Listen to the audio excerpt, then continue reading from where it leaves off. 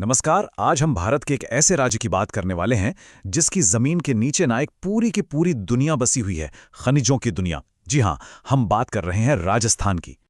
देखिए, राजस्थान के बारे में एक बात कही जाती है जो सब कुछ बयां कर देती है।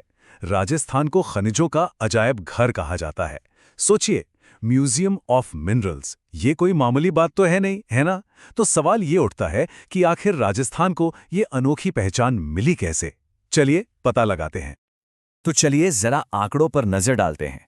ये नंबर्स ना भारत के मिनरल मैप पर राजस्थान की जगह एकदम साफ कर देते हैं। देखिए, मिनरल्स की वैरायटी यानी विविधता के मामले में राजस्थान देश में नंबर 1 है, स्टोरेज में दूसरे नंबर पर और प्रोडक्शन में तीसरे। मतलब ये आंकड़े चीख चीख कर कह रहे हैं कि हम किसी छोटे मोटे खजाने की बात नहीं कर रहे हैं। तो आगे हम क्या क्या देखने वाले हैं? सबसे पहले तो यही समझेंगे कि इसे खनिजों का अजायब घर आखिर कहते क्यों हैं। फिर देखेंगे कि कौन से मिनरल्स पर राजस्थान की मोनोपोली है। इसके बाद बात करेंगे कि कैसे ये खनिज इंडस्ट्रीज की रीढ़ हैं।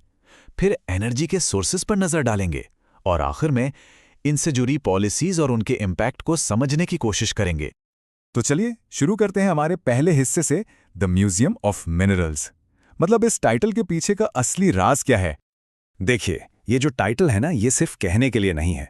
असल में राजस्थान में 81 अलग अलग तरह के मिनरल्स के भंडार मौजूद हैं। जरा सोचिए, और इनमें से 58 की तो माइनिंग भी हो रही है। बस यही जो जबरदस्त वैरायटी है ना, यही इसे एक असली अजायब घर बनाती है, जहां हर तरह का मिनरल मौजूद है। अच्छा, अब आते हैं अगले पॉइंट पर, जो और भी मजेदार है, राजस्थान की मोनोपोली। मतलब इस म्यूजियम में कुछ ऐसे क्राउन जूल्स भी हैं जिन पर सिर्फ और सिर्फ राजस्थान का कब्जा है। और ये नंबर देखिए जरा, 100%। जी हाँ, भारत का पूरा लेड और जिंक यानी सीसा और जस्ता सिर्फ राजस्थान से आता है। पूरी तरह से डोमिनेशन है ये, कोई दूसरा राज्य आसपास भी नहीं फटकता। और कहानी यहीं खत्म नहीं होती। सेलेनाइट, जो जिप्सम का ही एक फॉर्म है, उसका भी 100% प्रोडक्शन अकेला राजस्थान करता है। लिस्ट में एक और नाम जोड़ लीजिए, वो लेस्टोनाइट। ये वो मिनरल है जो सिरेमिक और प्लास्टिक इंडस्ट्री में खूब इस्तेमाल होता है, और इसका भी 100% प्रोडक्शन, जी हां, राजस्थान में ही होता है। कमाल है ना? अच्छा, 100% तो ठीक है, लेकिन कुछ मिनरल्स ऐसे भी हैं जहां राजस्थान लगभग अकेला ही प्लेयर है। देश की 99% चांदी और 99% जिप्सम का प्रोडक्शन भी यहीं से होता है। तो मतलब साफ है, कुछ मिनरल्स के लिए तो पूरा भारत राजस्थान पर ही डिपेंडेंट है। तो चलिए अब हमारे तीसरे हिस्से पर चलते हैं, द फाउंडेशन ऑफ इंडस्ट्रीज। ये वो मिनरल्स हैं जो सही मायनों में देश को बनाते हैं, ईंट दर ईंट, पत्थर दर पत्थर। और जब बात कंस्ट्रक्शन की हो तो मार्बल से बेहतर क्या हो सकता है ना? जरा देखिए राजस्थान की रंग बिरंगी मार्बल की दुनिया। मकराना का वर्ल्ड फेमस सफेद संगमरमर, उदयपुर का हरा, जयपुर का काला और जैसलमेर का पीला। क्या नहीं है यहाँ? हर रंग का पत्थर मौजूद है। और ये सिर्फ मार्बल की ही बात नहीं है। सैंडस्टोन यानी बलुआ पत्थर को देखिए। दिल्ली के लाल किले में जो लाल पत्थर लगा है वो धौलपुर से आया है। अयोध्या के भव्य राम मंदिर में भरतपुर के बंशी पहाड़पुर का गुलाबी पत्थर इस्तेमाल हुआ है। और जोधपुर तो अपने बादामी रंग के पत्थर के लिए जाना ही जाता है। ये सिर्फ पत्थर नहीं है, ये हमारी विरासत का हिस्सा है। अब बात करते हैं कॉपर यानी तांबे की। यहां एक बड़ी इंटरेस्टिंग बात है। देश के टोटल कॉपर रिजर्व्स का 54% हिस्सा राजस्थान के पास है। मतलब रिजर्व्स में तो ये नंबर 1 है, लेकिन प्रोडक्शन में ये मध्य प्रदेश के बाद दूसरे नंबर पर आता है। इससे पता चलता है कि यहां अभी भी कितना पोटेंशियल बाकी है। और हां, जब हम लेड जिंक के 100% प्रोडक्शन की बात करते हैं तो ये जानना भी जरूरी है कि इसका इंडस्ट्रियल स्केल क्या है। चित्तौड़गढ़ के चंदेरिया में दुनिया का सबसे बड़ा, जी हां, दुनिया का सबसे बड़ा जिंक लेड स्मेल्टर प्लांट है। मतलब ये सिर्फ माइनिंग नहीं है, ये उस मिनरल को प्रोसेस करने की जबरदस्त कैपेसिटी भी है। चलिए अब आगे बढ़ते हैं हमारे चौथे सेक्शन की तरफ, the store house of energy.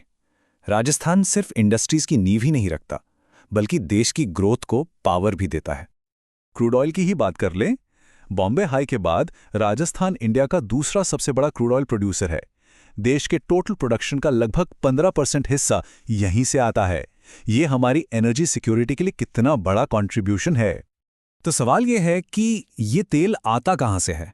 तो ये फैला हुआ है राज्य के 4 बड़े पेट्रोलियम बेसिन में: Barmer Sanchore basin, Jaisalmer basin, Bikaner Nagaur basin और विंध्यन बेसिन।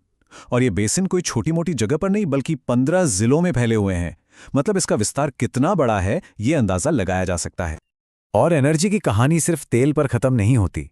राजस्थान लिग्नाइट कोयले के टॉप प्रोड्यूसर्स में से एक है, जिसके बड़े बड़े भंडार थार रेगिस्तान में मौजूद हैं। और तो और नेचुरल गैस के प्रोडक्शन में ये देश में तीसरे नंबर पर है। जैसलमेर के डांडेवाला और घोटारू जैसे इलाके इसके बड़े सेंटर्स हैं। और अब हम पहुंचते हैं अपने आखिरी हिस्से पर, पॉलिसी एंड इम्पैक्ट। जाहिर है, जब इतना बड़ा खजाना हो तो उसे संभालने के लिए एक मजबूत प्लान का होना भी तो जरूरी है। और राजस्थान की सरकार इस दौलत की अहमियत को लंबे समय से समझती आई है। राज्य की पहली मिनरल पॉलिसी सोचिए 1978 में आई थी। फिर वक्त के साथ साथ नई पॉलिसीज आती गईं 1994 में, फिर 2015 में और अभी हाल ही में 2024 में लेटेस्ट पॉलिसी जारी हुई है। ये दशकों की स्ट्रेटेजिक प्लानिंग को दिखाता है। तो इस नई 2024 के गोल्स क्या हैं? देखिए, लक्ष्य बहुत बड़े हैं। 2030 तक राज्य की जीएसटीपी में मिनरल सेक्टर का हिस्सा 5% तक ले जाना, 2047 तक 1 लाख करोड़ रुपए का रेवेन्यू टारगेट करना और 1 करोड़ रोजगार के मौके पैदा करना। मतलब ये सिर्फ जमीन से मिनरल निकालने की बात नहीं है, ये उस मिनरल से राज्य की इकोनॉमी और लोगों की जिंदगी को बेहतर बनाने का विजन है। तो जैसा कि हमने देखा, राजस्थान की धरती वाकई खजानों से भरी पड़ी है। ऐसे में नई पॉलिसीज, नई डिस्कवरीज और बेहतर टेक्नोलॉजी के साथ ये सोचना ही कितना रोमांचक है कि राजस्थान का ये खनिजों का अजायब घर आने वाले वक्त में और कौन-कौन से नए खजाने दुनिया के सामने लाने वाला है।